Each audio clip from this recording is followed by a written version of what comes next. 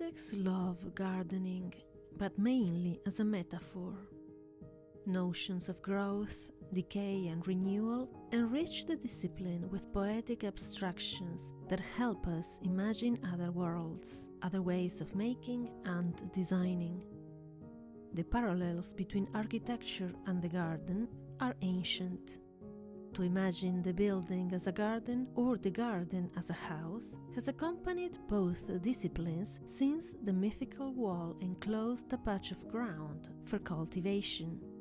More recent architect-gardener metaphors have introduced the much-needed values of care and caution to temper the revolutionary zeal of modernism or the defensive retreat of postmodernism. The architect's metaphorical garden stands for an idealized nature, a benign environment away from the violence and cruelties of everyday life, where the human spirit not only finds solace, but also myth, allegory, politics, and even satire. The garden is the world in living form, yet protected from its total force. In the architect's metaphorical garden, there is no late frost to kill the spring shoots. There are no droughts or floods, only a giving nature. The metaphorical garden also conveniently needs no work.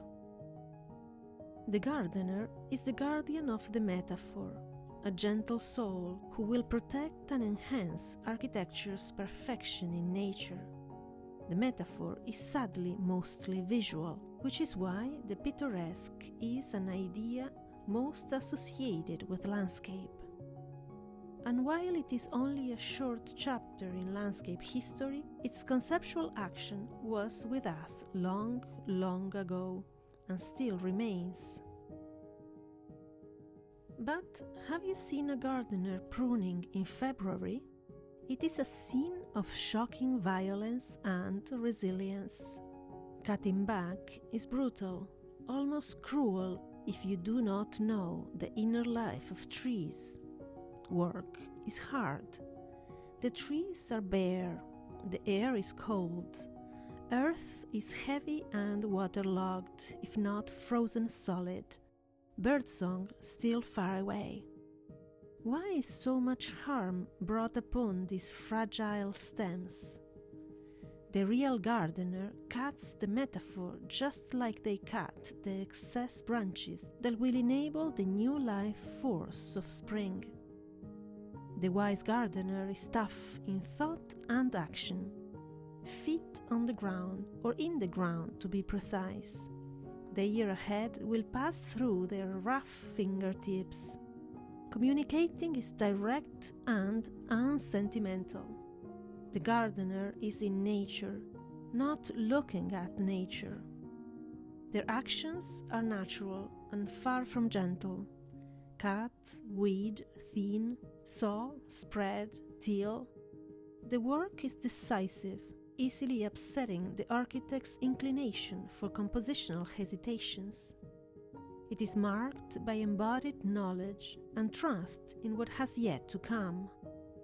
The real gardener is the opposite of the architect or the metaphorical gardener. They do not build. They do not fix things in time or place. They strip to raw structure and redistribute so that the garden may grow back stronger. They may use a plan, but it is just that, a plan, an intention. The real design has already been done in generic codes for growth, in the sedimentation of organic and mineral matter into geology and in the movement of clouds, rain, winds, and sunshine. That is the gardener's meta-architecture. Composition will be completed during the seasons of plenty and their busy crowds. Birds and insects will buzz and sing as they work, guided and seduced by color and scent.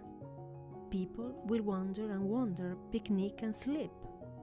But storms and gales will come, and the gardener has to prepare for them too, as they will not spare the weak.